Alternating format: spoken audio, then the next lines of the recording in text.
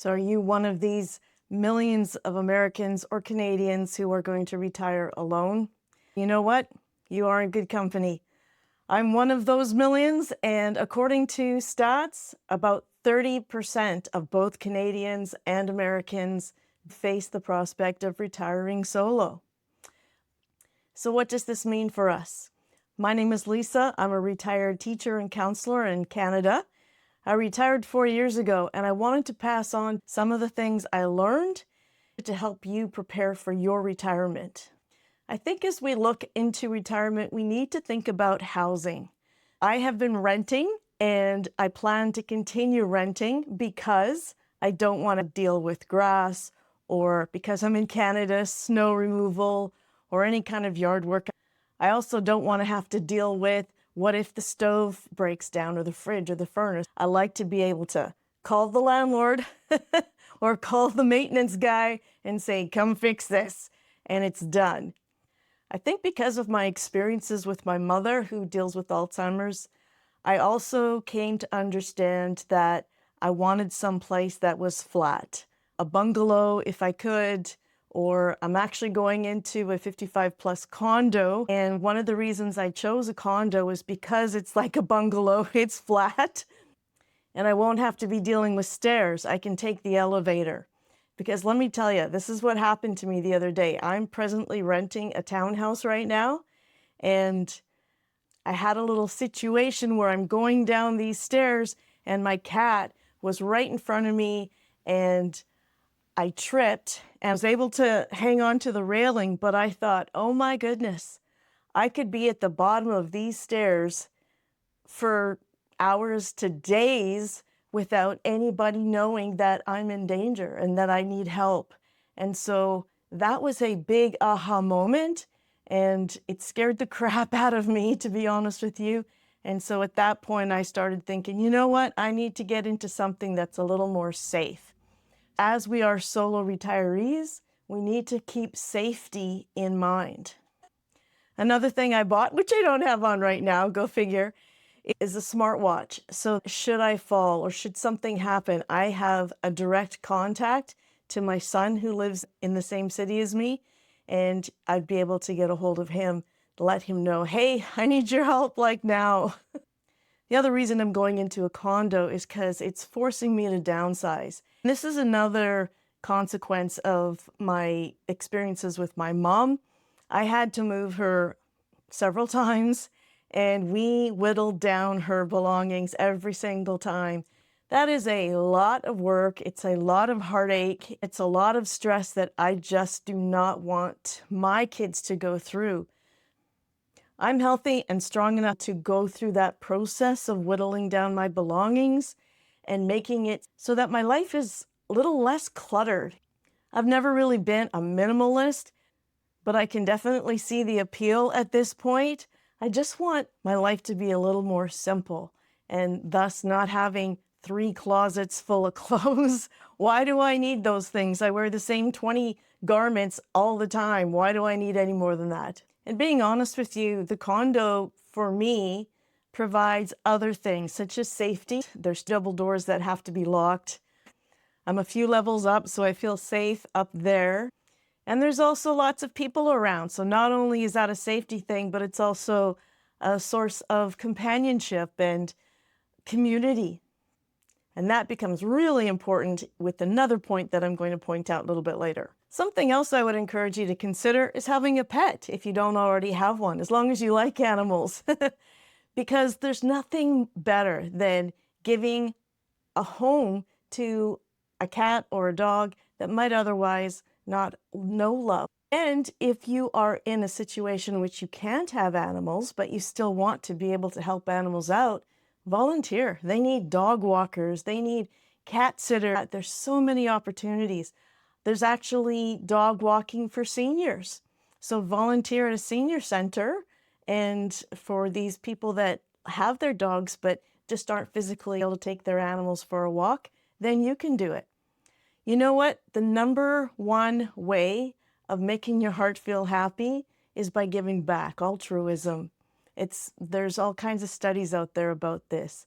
When we help other people or critters, we feel better. It's just this dopamine hit. A third point of action that we can take as solo retirees is move closer to our family, if that's possible. When I first retired, I took off to Vancouver Island. I have 2 adult boys, and I told them, I'm living out here until you guys make me a grandma. Well, the oldest one did. So I ended up moving back, and I now live close to them. When I was raising my kids, my mom and dad owned a farm. So if you know anything about farm life, it's very difficult for them to get away from the farm. They really had a hard time being involved in my kids' lives. I thought, I just don't want that for my grandkids. I want them to know who I am. I want to be there to help them out. And I'm so lucky that I have the flexibility and the freedom now as a retiree that I can actually look after them while their mom and dad are working. So that's part of my retirement gig, is looking after my grandkids.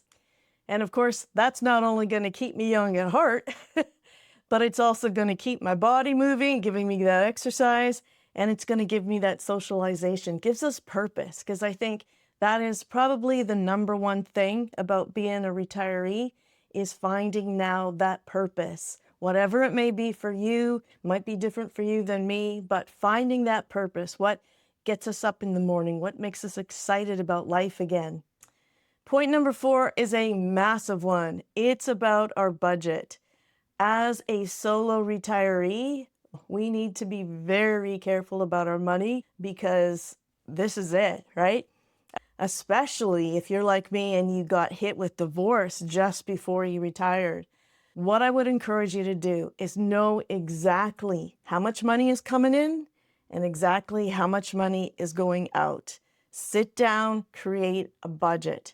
Have a spreadsheet, like on an Excel spreadsheet, and know exactly what your fixed payments are every single month. So here is an example of what I'm talking about. This is a direct screenshot from my own spreadsheet.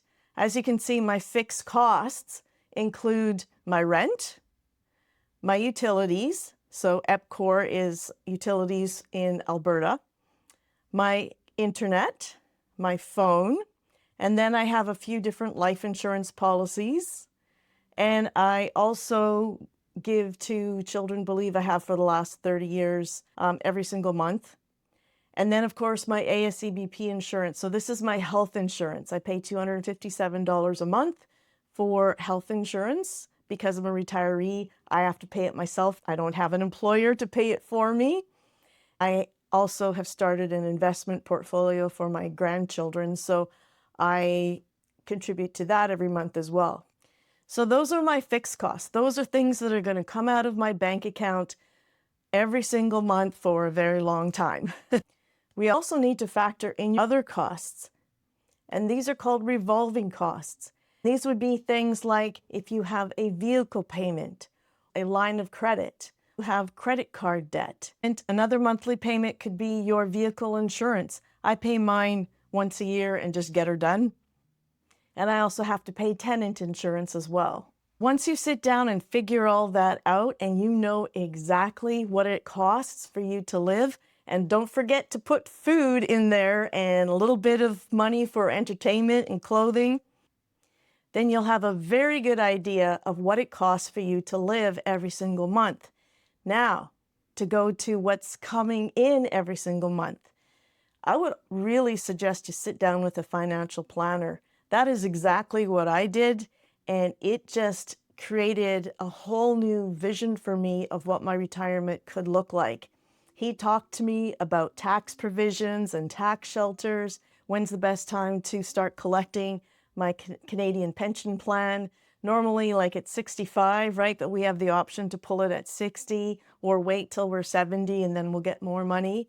But the more I study this, the more it seems like the best times to take it is either 64 or 66. There's really no benefit to wait from 64 to 65, but there is a benefit to wait from 65 to 66. It's all math games, right? And math is not my strong point.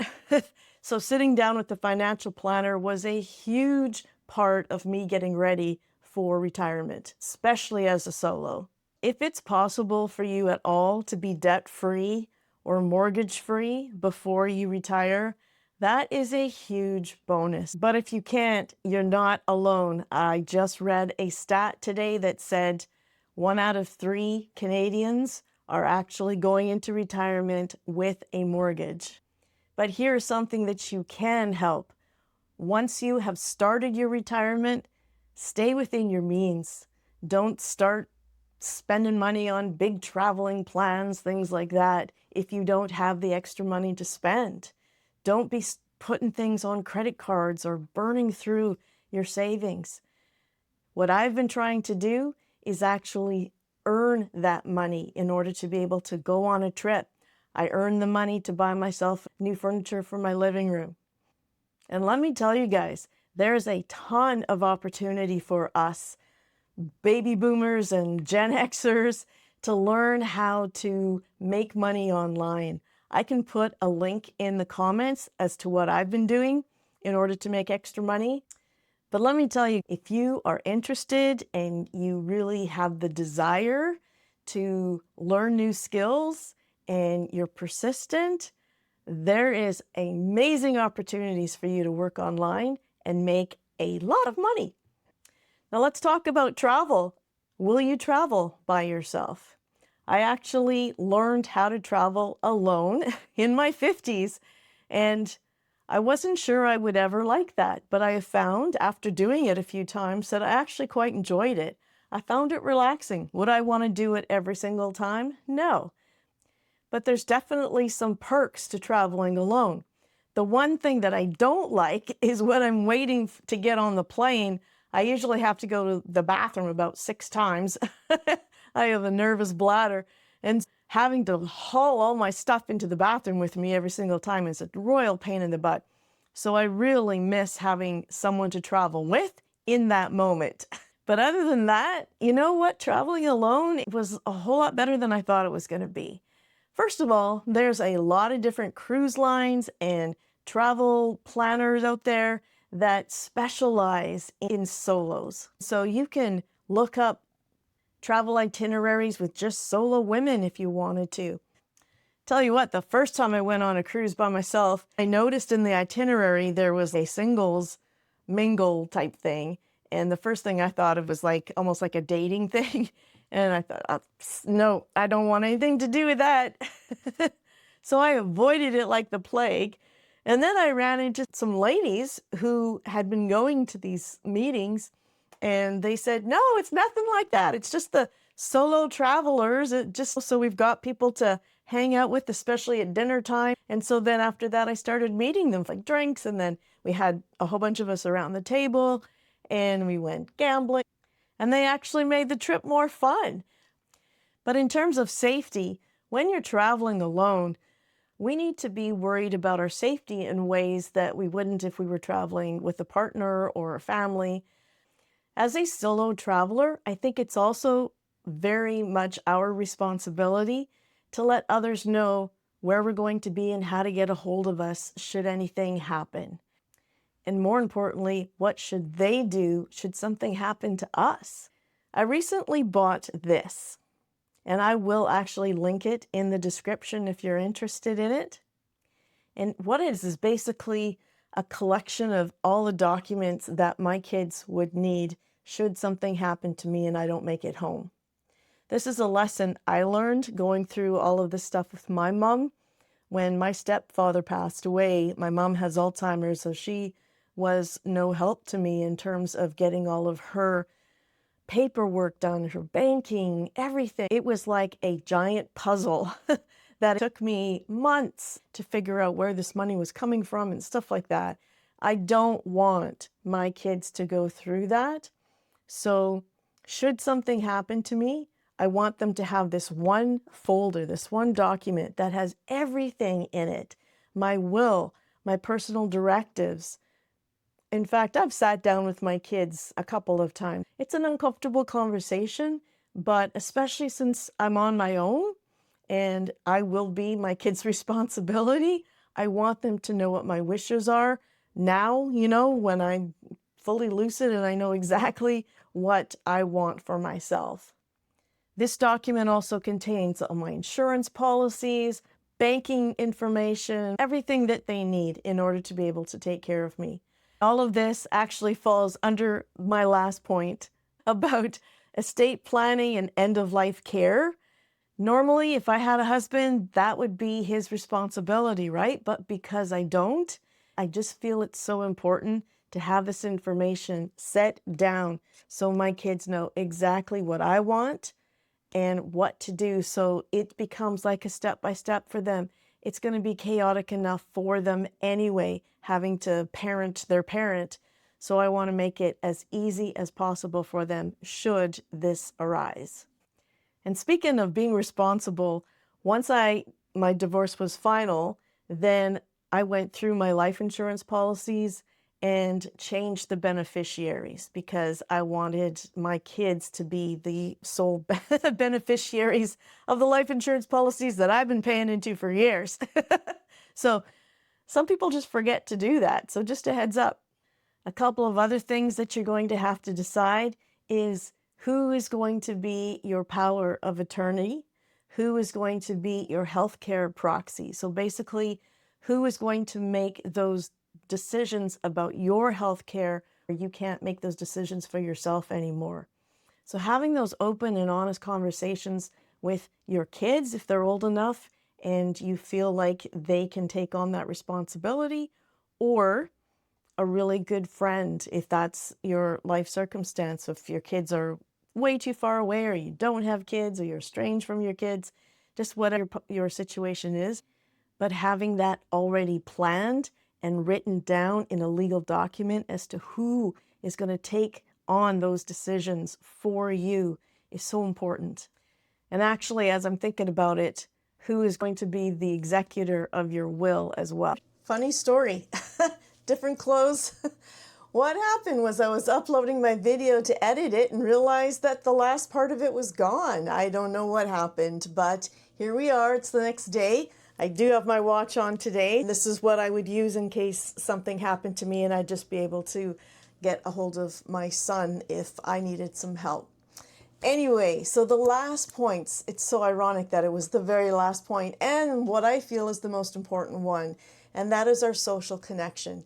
Because we are retiring solo, making sure that we are engaging and making a conscientious effort to have some kind of social interaction with people, especially if our family lives far away. I moved to the city in which my son lives, but my first 2 years, I moved away from my family. I moved to Vancouver Island because I really wanted to know what it was like to live beside the ocean for at least a year of my life. I took money out of my investments and I just took off. I went to like 10 different countries and I just had a blast. And then when I decided to move back to Alberta so I could be close to my new grandkids, I think everything just kind of settled down. I think I just needed to calm, you know? And I think I even went into more what I call my hermit phase. I basically just wanted to be quiet and I wanted to be alone. I focused on learning the online skills. I looked after my grandkids.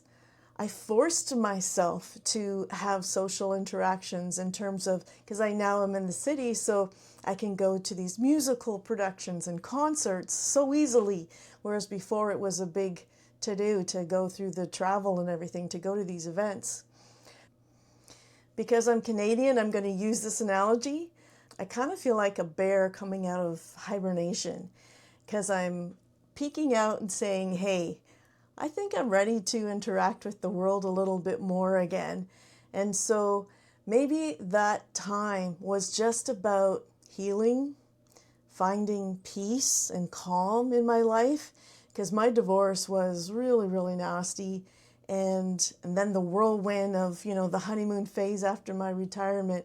And I just needed time to come down, you know? So I feel like I'm peeking out again and saying, okay, world, I'm ready to interact again. And I'm noticing there are so many opportunities out there, guys. Like Facebook alone, there are Facebook groups for men, women, singles, name a group, and they are in every single city.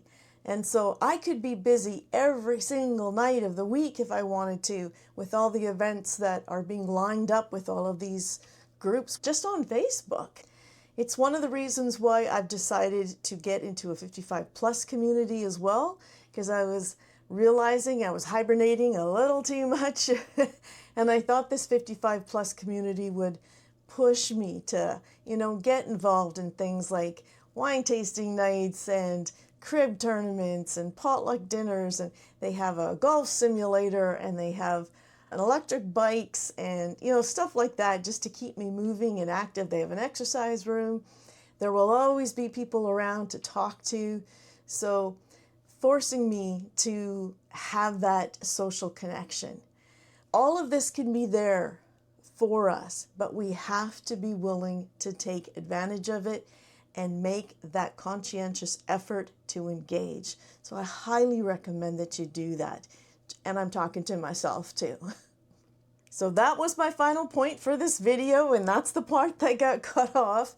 If this video was helpful for you and you came away with just a little bit of inspiration or some information that you didn't know, please consider liking the video. It will help a lot with the algorithm.